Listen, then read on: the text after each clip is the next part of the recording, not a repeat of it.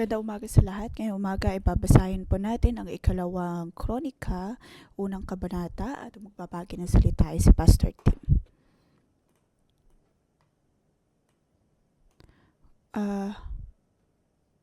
Kung tutuusin, ang kronika ay iisang libro lamang dapat, ngunit nahati ito sa dalawa. Ang unang libro ay tungkol po sa paghahari ni Haring David at ang ikalawang libro naman ay tungkol sa mga iba pang mga hari katulad ni Solomon. At ngayon nga sa atin pong Days of Awe ay atin pong babasahin ang libro ng Kronika. Magkakaroon po tayo ng araw ng pagtubos at ang bagong taon ayon sa Hudyo. Ang araw po ng pagtubos ay para po ma-reset ang ating pong mga buhay.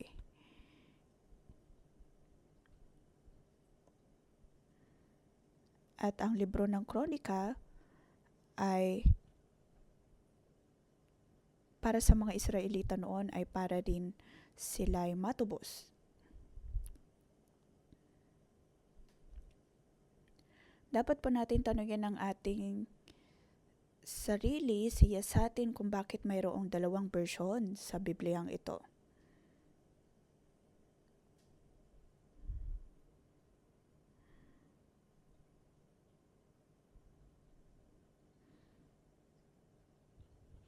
Bakit kailangang maisulat ng dalawang beses?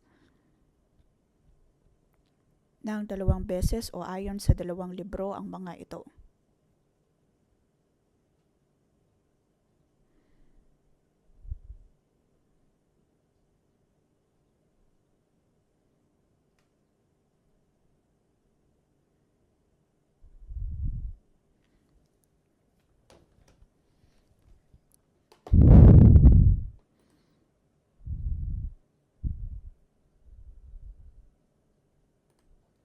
Ang libro ng Kronika ay ang huling libro na naisulat para sa Lumang Tipan.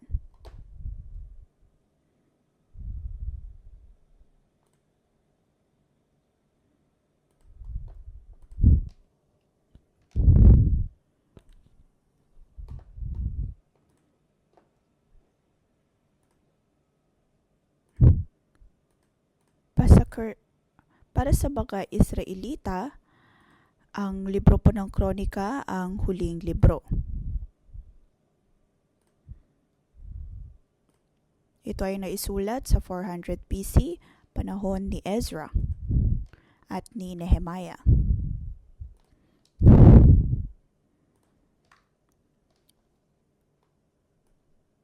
Ito po ay tungkol sa mga lipi na nakabalik matapos ang pagkakabihag dahil hindi nila alam kung ano ang nangyari sa kanilang mga ninuno mula nang sila ay bumalik. Kaya para sa kanila, sila Moses, sila Joshua ay para bang mga kwento lamang.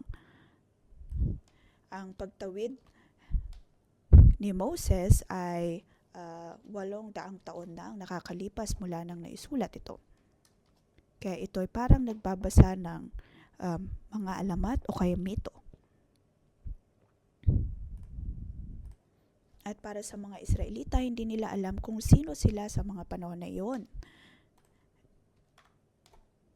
Hindi nila maunawaan kung bakit kailangan nilang sundin ang mga kautusan sa mga librong iyon. Kaya para sa bagong henerasyon ng mga Israelita, sila ay naguluhan at sila din ay puno ng kadiliman at puno ng pagkakasala.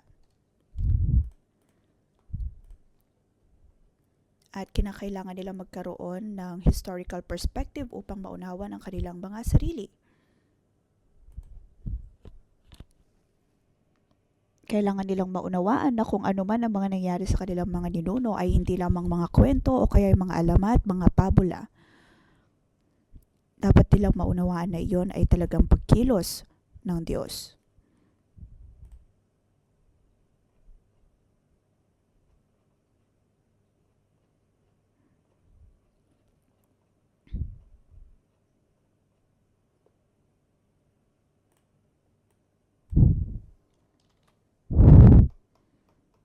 Kahit po sa ating pagbabasa sa libro ng mga hari at ng kronika, walang masyadong nabanggit tungkol sa mga pagkakasala ni Haring David.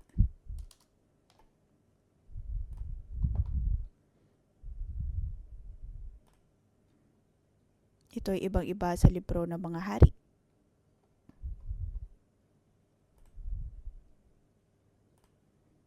At hindi ito dahil nais nilang pagantahin lamang kung ano ang laman ng kanilang paghahari, bagkus ito ay pagsasabi ng manunulat sa mga taga-Israelita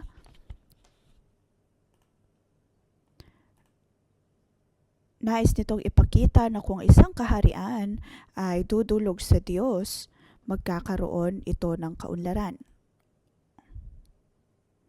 Ngunit kung sila ay sasamba sa mga Diyos-Diyosan, ang kanilang kaharian, ang kanilang bayan ay masusumpa. Kaya para maunawaan ng mga Israelita ang prinsipyong ito,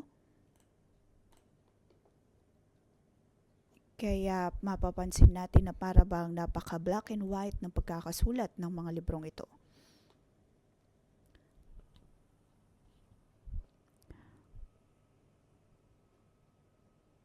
Ngunit ang dahilan ay para maunawaan ng mga magbabasa ang bunga ng bawat pagkakasala.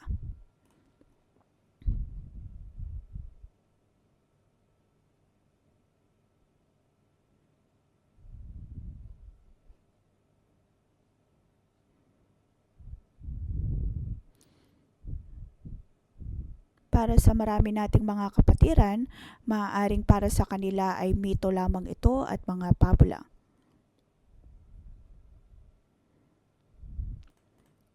Para din pong sa ating iglesia, may mga pagkakataon na para bang napakalayo ng mga kwento na ating sinasabi dito sa 611. Ganoon din po pagdating sa libro ng Kronika, sorry.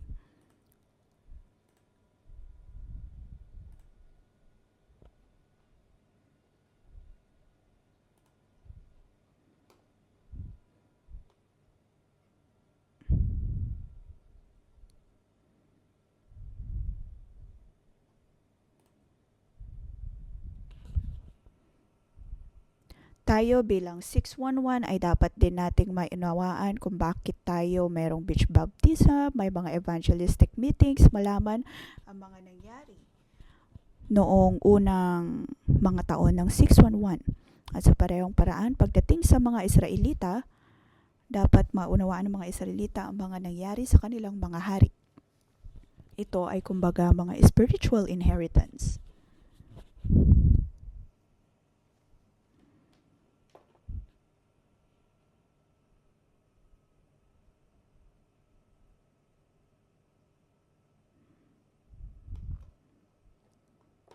Ang una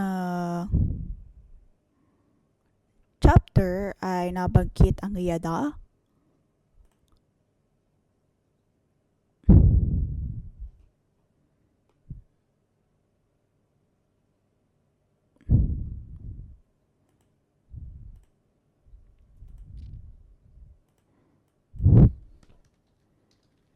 Ang librong ito ay para maunawaan ng mga Israelita ang nangyayari tungkol sa kanilang mga ninuno. Para sa kabanatang ito, mga lipi ng Israel magkaroon ng karunungan na nagmumula kay Solomon. Magkaroon ng karunungan na tulad ng kay Solomon.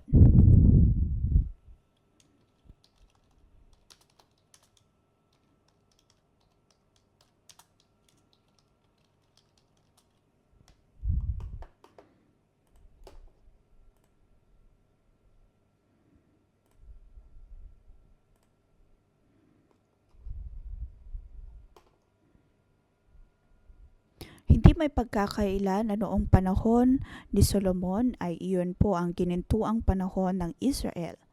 Ang unang bahagi sa kabanatang ito ay verse 1 to 6. Tumulog at purihin ang Diyos para sa kanyang kaharian. Si Solomon ay isang tao na laging dumudulog sa Diyos at sabi sa verse 5, ang nasa Gibeon sa harap ng tabernakulo ni Yahweh ay ang altar na tanso na ginawa ni Bezalel, anak ni Uri at apo ni Hur. Sa orihinal na teksto, sila ay tumutulog sa Diyos. Sabi sa verse 1, naging matatag ang pagkahari ni Solomon na anak ni David sapagkat pinagpapala siya ng Diyos niyang si Yahweh at pinalakas ang kanyang kapangyarihan. Mayroon pa tayong 3 bagay na makikita. Una, ang kaharian ni Solomon ay napalakas. Pinapakita po nito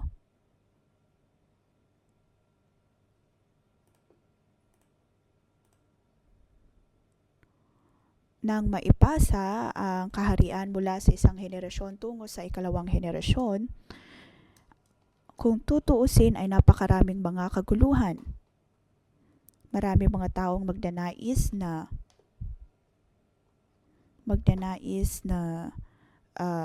kunin ang kapangyarihan o kaya trono. At noong mga panahon na yon ay napakarami pong mga kaguluhan. At kung tutuusin, hindi si Solomon ang pinakamatanda sa lahat ng magkakapatid. Kaya naman mayroon siyang mas nakakatandang kapatid na nagnais na kunin ang kaharian. At sa libro ng mga hari,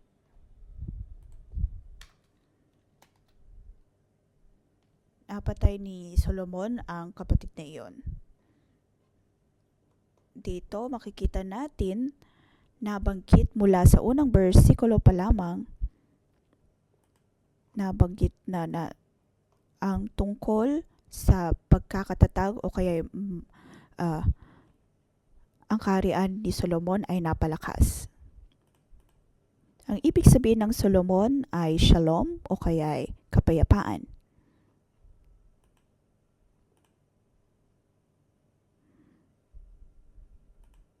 Ipinangako ng Panginoon kay Solomon na magkakaroon ng kapayapaan sa kanyang paghahari. Kaya naman sa panahon ng paghahari ng Solomon ay walang masyadong kaguluhan, walang digmaan. Ito'y ibang-iba sa panahon ni Haring David.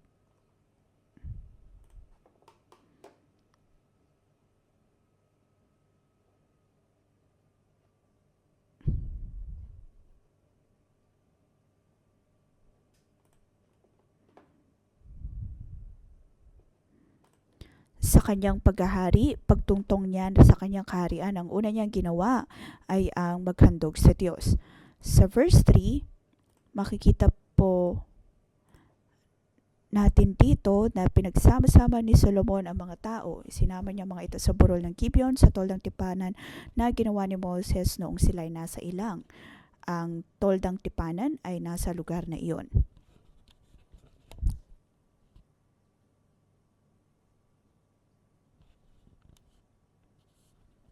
Dahil ang templo ay hindi pa nagagawa noon, kung kaya lamang nilang magtipon-tipon sa toldang tipanan. Sa verse 5, nabanggit ang tungkol sa altar na tanso na gawa ni Bezalel.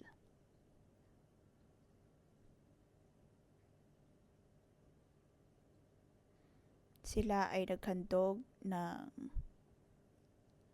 1,000 mga kaloob sa Diyos.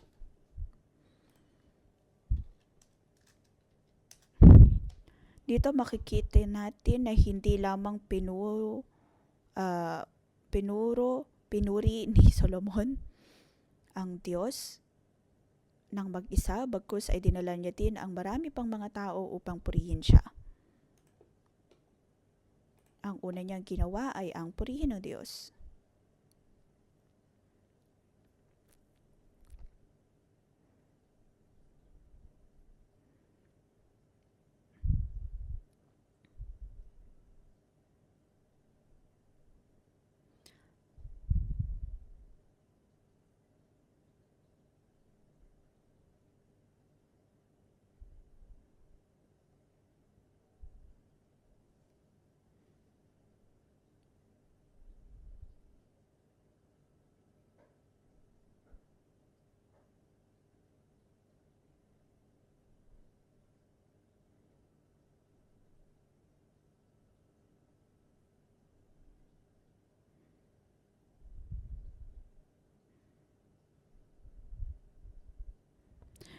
Para kay Solomon, ang kanyang ginawa ay ang purihin muna ang Diyos.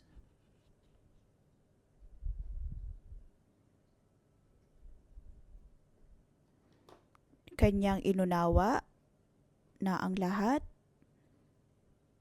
ay nagmumula sa Diyos. Dapat po nating tanungin ang ating sarili na kung atin po bang mga ginagawa sa marketplace man po ba, madami tayong nagagawa sa marketplace, mga volunteer, coworker. Nakagawa po tayo ng mga bagay na talagang maunlad.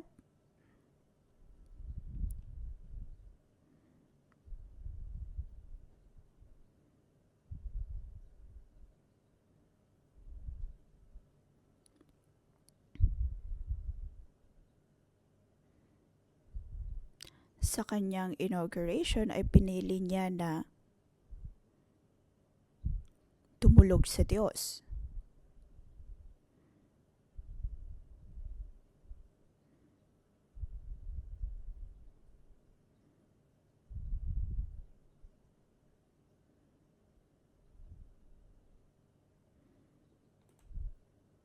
Makikita po natin na ang Diyos nga ay napakadakila.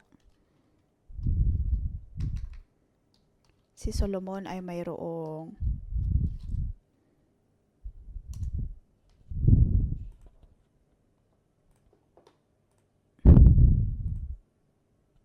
sa panahon ng kanyang paghahari, siya ay mayroong sapat-sapat na pabor sa Diyos. Makikita po natin ang isa pang aspeto sa puso ni Solomon. Sa verse 7, sabi dito, kinagabihan nagpakita ang Diyos kay Solomon at sinabi sa kanya, sabihin mo kung anong gusto mo at ibibigay ko sa iyo. Ito ay napaka-espesyal dahil ang panalangin na ito ay hindi lamang mga salita o kaya ay mga panalangin na kanyang isinambit, bagkus ay mula mismo sa salita ng Diyos. At kinalulugdan ito ng Diyos kung tayo po ay nananalangin ayon sa kanyang mga pangako.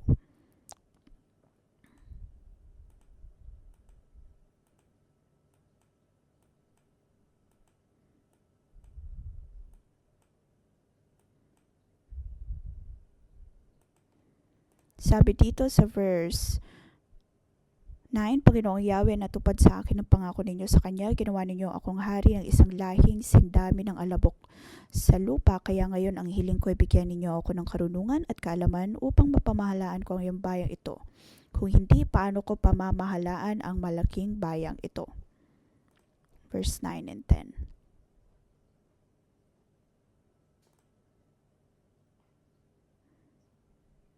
Unang bagay na makikita po natin dito,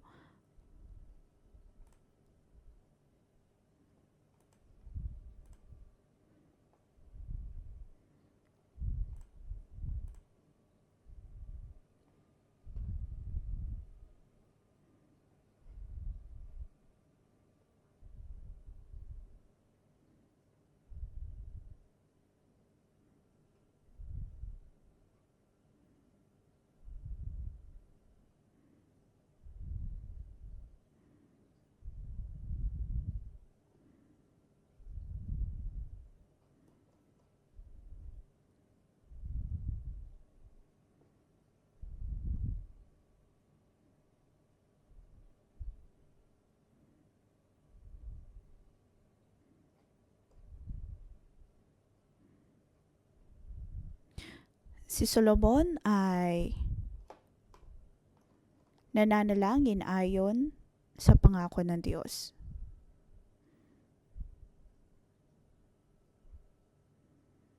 Ito ay napakagandang pagpapaalala po sa atin pong pananalangin sa Diyos, sa ating pananalangin marahil sa ating kalusugan, sa pinansyal, sa pamilya, sa pakikipag-ugnayan. Atin din po bang nasasambit sa Diyos?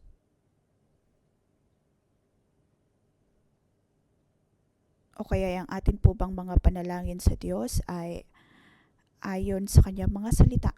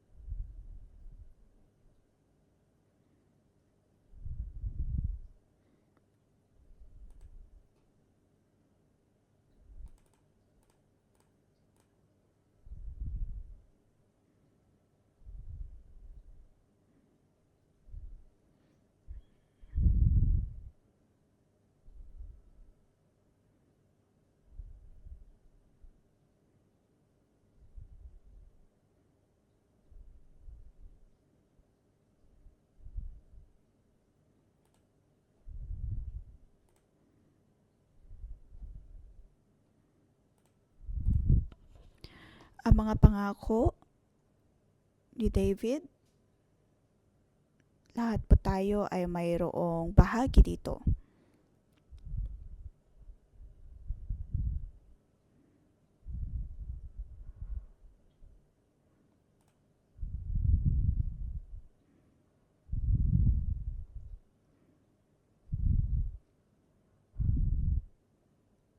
Ang kalooban ng Diyos ay nasa kanyang, ang mga pangako ng Diyos ay nais niyang ipagkaloob sa atin.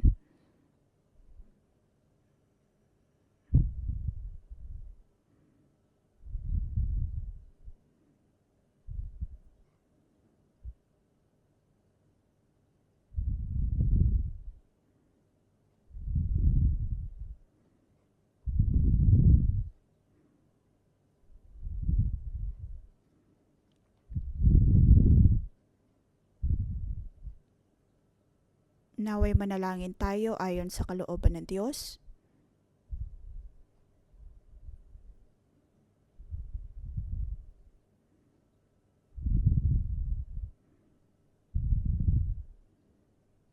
Makikita natin na si Solomon ay talagang tumutugon sa Diyos at kanyang sinasambit ang mga panalangin na mula mismo sa salita ng Diyos.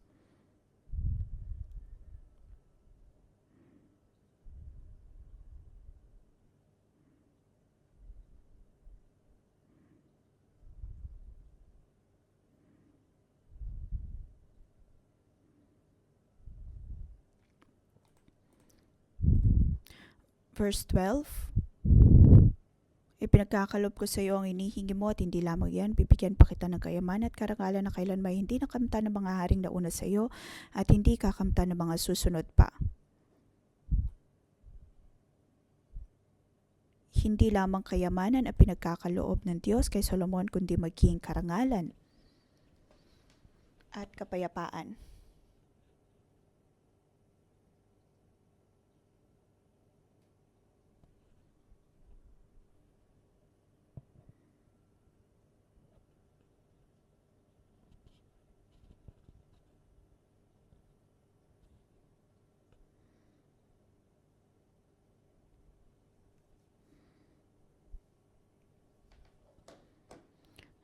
Sa mga ito, mga kapatid, tanungin po natin ang ating mga sarili, ano madalas ang ating ipinapanalangin?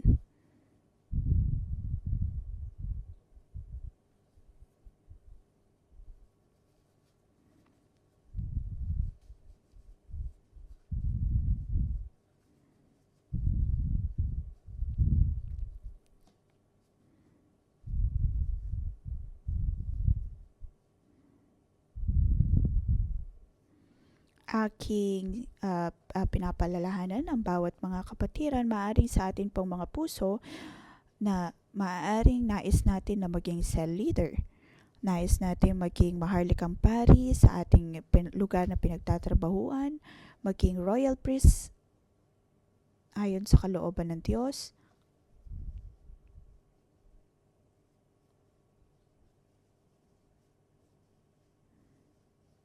Makikita natin dito na si Solomon ay nanalangin sa Diyos ayon sa kanyang pagkakakilanlan.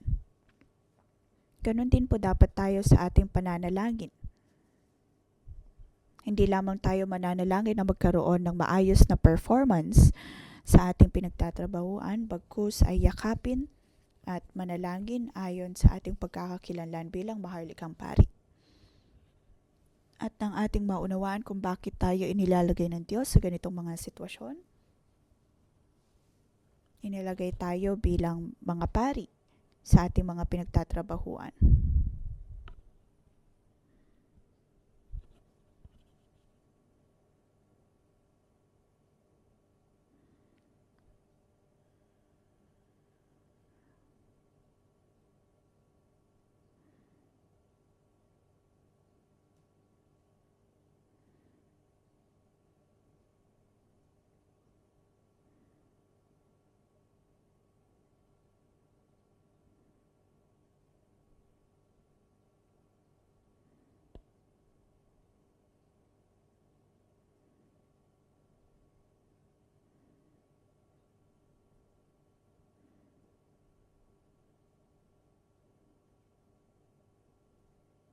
Para sa mga cell leader at mga co-worker,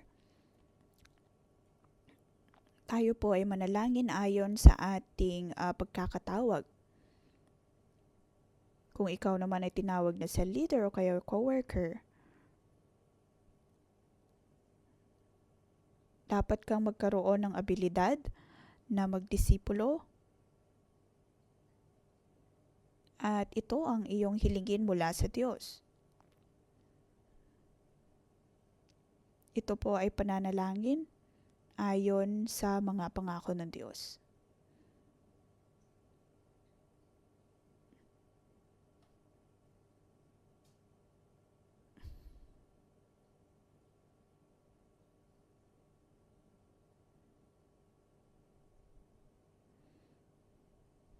Mga kapatid, tayo din po ay mga Solomon sa kung saan man tayo inilalagay ng Diyos.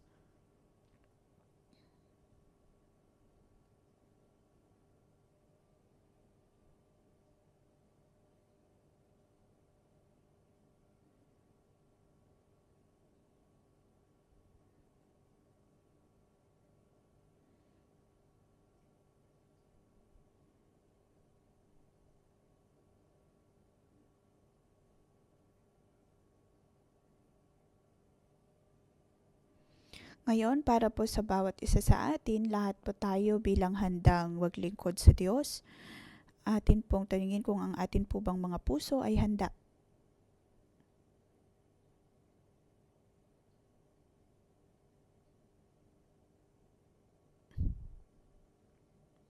Para kay Solomon, hindi lamang siya nanalangin ng kaunlaran, bagkus ay nanalangin na siya'y palakasin ng Diyos at laging magkaroon ng puso na ayon sa kanyang kalooban. Ngayon, sa atin pong pagpasok sa araw ng pagtubos, naway tayo'y dumulog sa Diyos, magkaroon ng reset.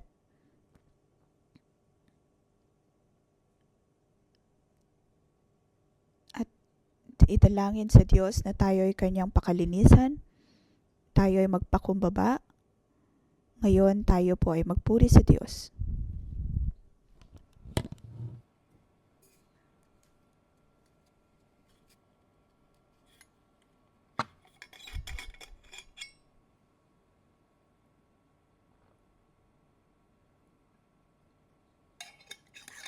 Panginoon, ikaw ay mabuting Diyos. Sa aming pagdulog sa iyo, ikaw ay aming nararanasan.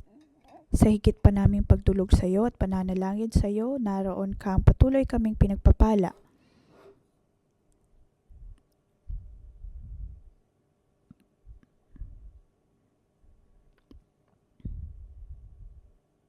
Atin pong gamitin ang ating mga panalangin upang purihin ang Diyos.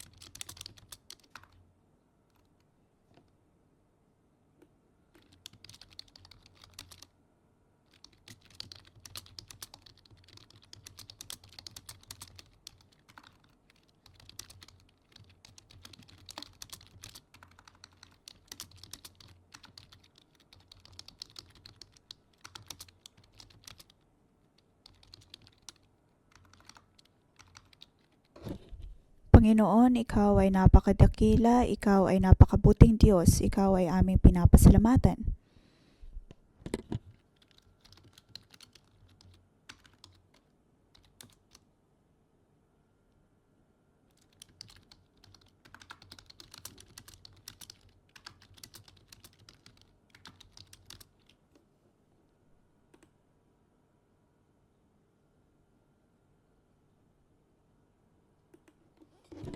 Panginoon, binibigyan ka namin ng pasasalamat dahil Ikaw ay napakabuti, Ikaw ay napakadakilang Diyos, Ikaw ay napakatapat na Diyos.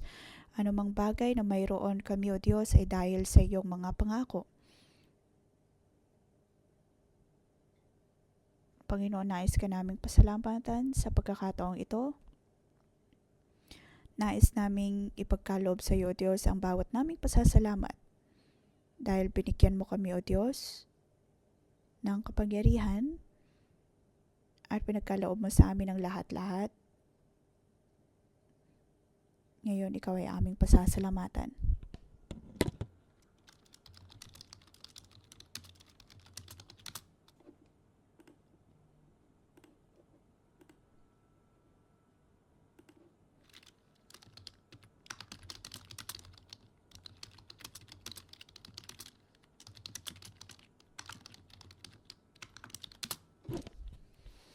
Panginoon, maraming salamat sa bawat araw na kami binibigyan mo ng iyong habag at biyaya sa aking pagsunod sa iyo. Ayon sa pananampalataya, patuloy mo ko binibigyan ng habag at biyaya. Panginoon, pinupuri kita at pinapasalamatan dahil mula pa noon hanggang ngayon, Ikaw pa rin ay napakatapat. Ang bawat pangako na mayroon ka ay siyang napapangyari.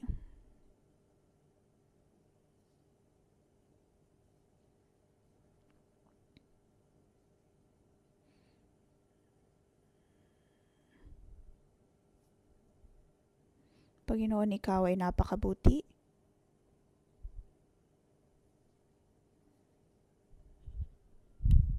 Panginoon, nais ka naming purihin.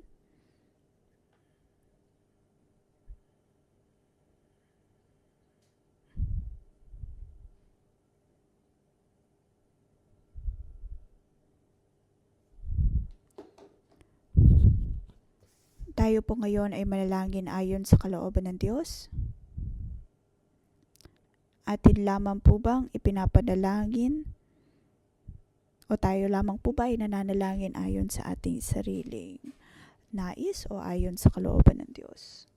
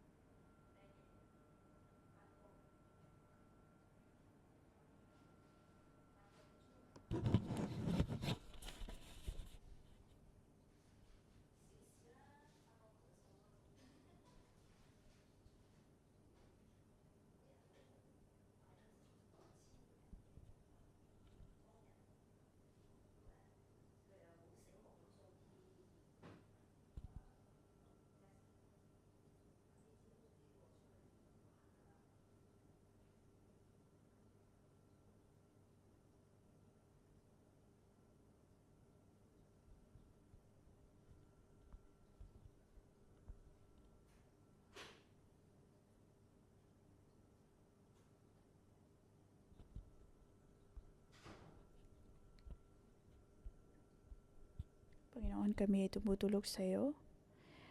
Aming ikinukumpisal na sa amin pong mga buhay, madalas ang aming mga panalangin ay puro lamang tungkol sa aming mga sarili, sa aming mga pangangailangan, sa aming mga paghihirap.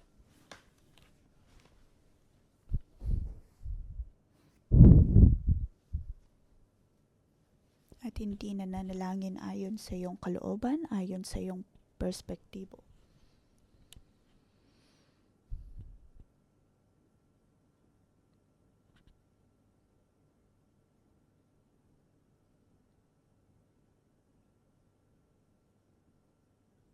Madalas ay ninanais lamang namin na magkaroon ng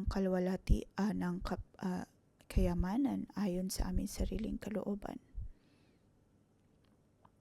Ngunit kung tutuusin, kung kami ay mamumuhay ayon sa iyong kalooban, ang lahat ay iyong ipagkakaloob sa amin.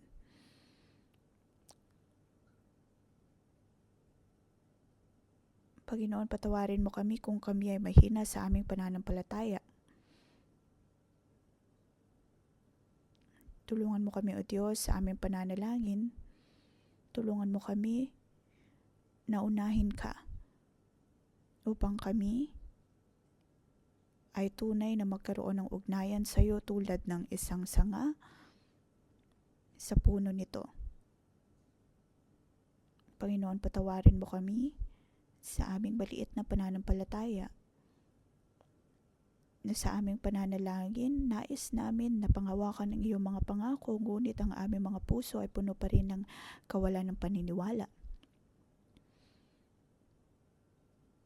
Panginoon, tulungan mo kami na matanggal ang bawat pangamba, bagkus ay manampalataya sa iyo. Ang iyong banal na Espiritu nawa ang siyang magpalakas sa amin.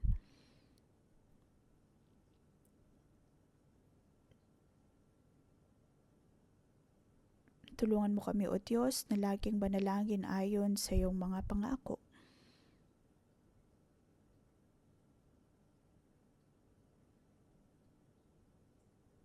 Tulungan mo kami, O Diyos, na maitaas ang aming mga kamay at magkaroon ng mas malakas na pananampalataya. Panginoon, ang nais namin ay ang tumulog sa iyo,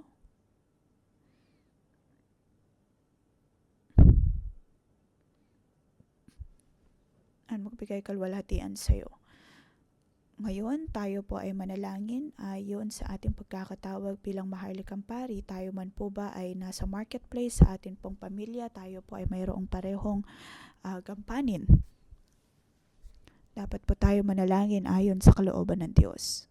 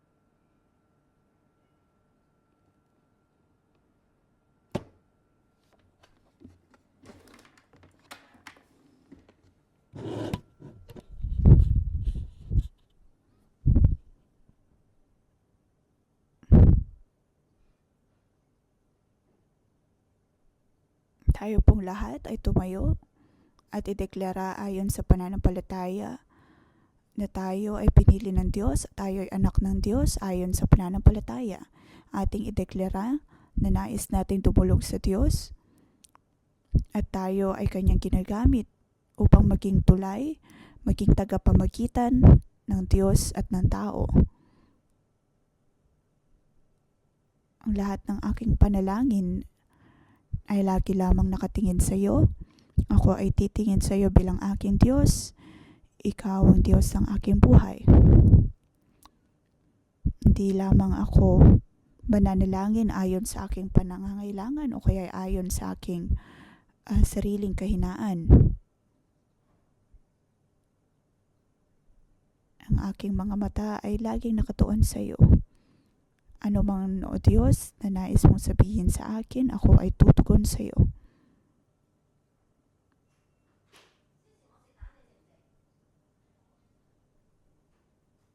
Ang lahat ng aking panalangin ay mula sa iyo at hindi lamang ayon sa aking kalooban. Lahat ng aming panalangin ay iyong pakikinggan. Naway magkaroon tayo ng puso ng katulad ni Solomon. Puso na ayon sa kalooban ng Diyos. Panginoon, kami ay iyong tinawag. Kami ay iyong tinatawag at kami ay iyong sasamahan bilang mga maharlikang pari.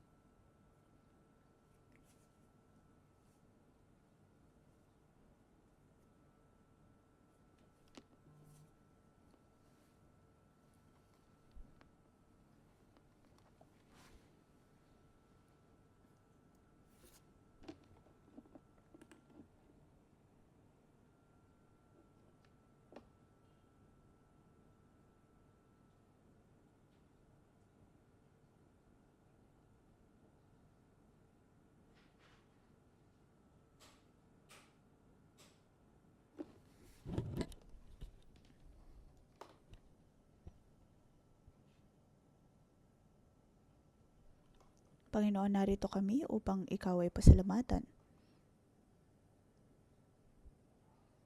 Ang iyong ngalan ang siyang maitataas. Ang iyong kaharian ay darating.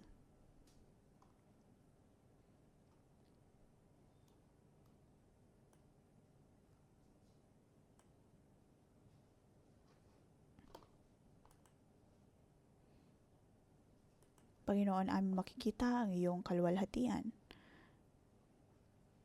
Panginoon, kung paano mo ipinakita ang iyong kadakilaan sa buhay ni Solomon,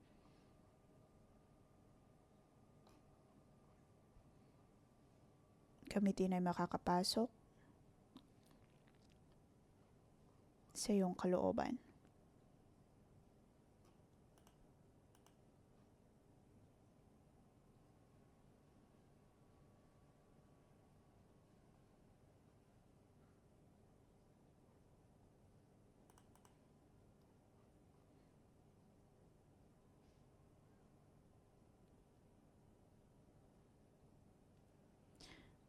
Pinagkakalob ko sa iyo ang hinihingi mo at hindi lamang yan, bibigyan pa kita ng kayamanan, karangalan na kailanman hindi nakamtan ng mga haring nauna sa iyo at hindi kakamtan ng mga susunod pa.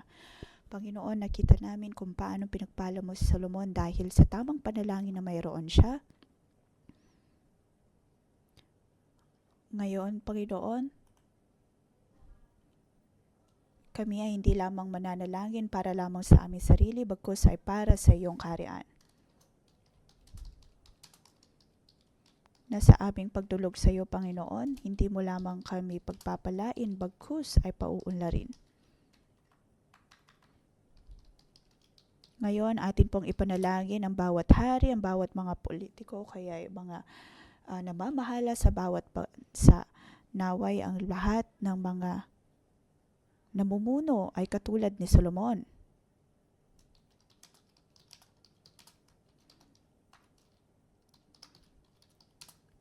Naway magkaroon ng karunungan at sapat na kalaman ang bawat namumuno, lalo na sa pamamahala ng kanilang mga tao.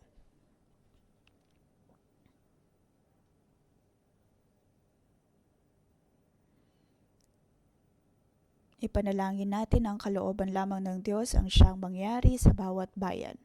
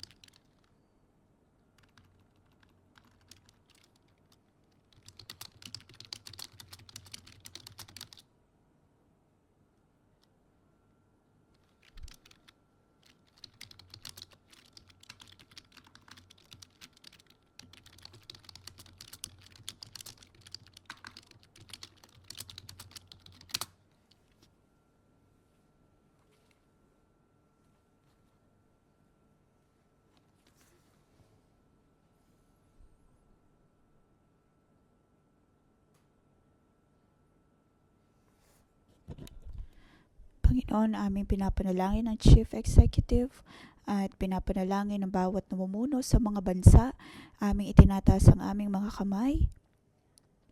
Panginoon, naway magkaroon sila ng puso ng katulad ni Solomon na nagbibigay kaluguran sa iyo. Hindi lamang sila makakatanggap ng kaligtasan mula sa iyo, bagkus ay mamumuno din sa kanilang mga bansa ayon sa iyong kalooban at papumunuan ang kanilang mga bansa tungo sa iyo.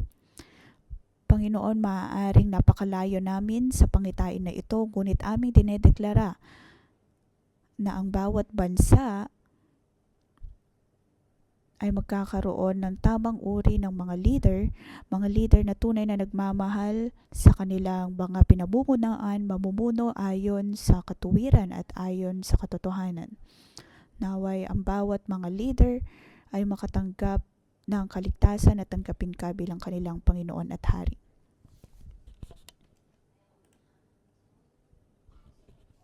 Verse 7, kinagabihan nagpakita ang Diyos kay Solomon. Sa parehong paraan ang Diyos ay binibisita tayo ngayon at tinatanong kung tayo ang tatanungin ng Diyos kung ano ang gusto natin na kanyang ibibigay.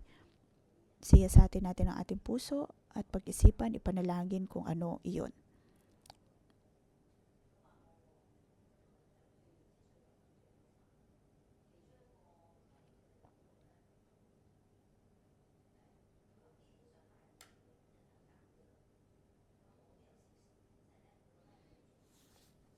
Dito nakita natin sinagot ng Diyos si Solomon.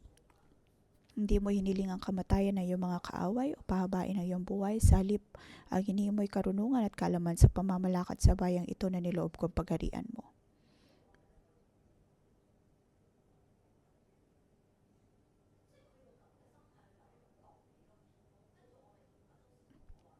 Madalas ay pinapanalangan lamang natin ang ating mga sarili.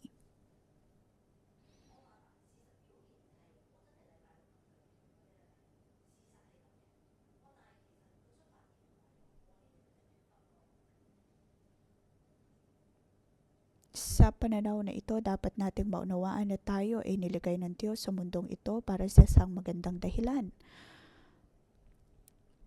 At ang nais ng Diyos ay sampalatayanan natin siya. Sampalatayanan na tayo ay kanyang pinili. Ngayon tayo po ay binibigyan ng kapangyarihan na manalangin. Ating pong ipanalangin ang Diyos at ang mga tao, kaya naway magkaroon tayo ng ganitong direksyon sa pananalangin. Naniniwala ako na gagawin ng Diyos ang lahat ng ito.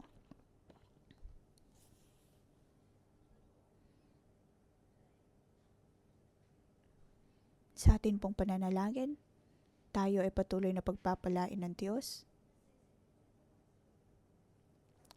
Maging ang mga bagay na hindi natin inaasahan ay kanyang ibibigay sa atin.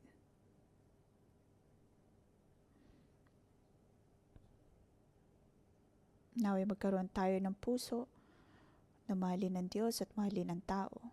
Ano man ang mga bagay na ating ipinapanalangin ay mapapangyari. Ipanalangin ng mga bansa, ang bawat mamamayan.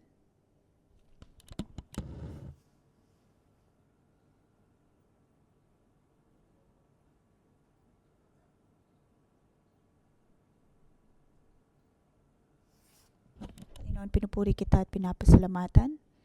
Kinamit mo, O Diyos, ang bawat nandito at kinagamit mo ang bawat isa sa amin.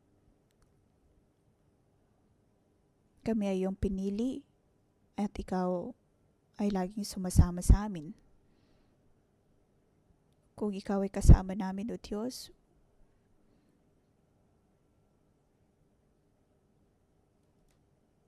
kami ay iyong patuloy na sasamahan. Tinawag mo kami upang maging alulod ng iyong pagpapala. Alam namin, O Diyos, na kami iyong gagamitin. Sa ngalan ng Panginoong Hesus, sa aking pinagpapalang bawat isang narito. Panginoon, naway igawad mo ang iyong hukbo ng mga anghel upang samahan kami at protektahan ang bawat isa sa amin. Na sa kanilang pananalangin ang lahat ng ito ay mapapagyari ayon sa iyong kalooban. Naway ang bawat isa sa amin ay magkaroon ng sapat na tunong at kaalaman upang gawin ang iyong kalooban. Panginoon, maraming salamat, pinupuri ka namin at pinapasalamatan sa ngalan ni Jesus. Amen. Dito po nagtatapos ang ating pangumagang debosyon. Magandang umaga.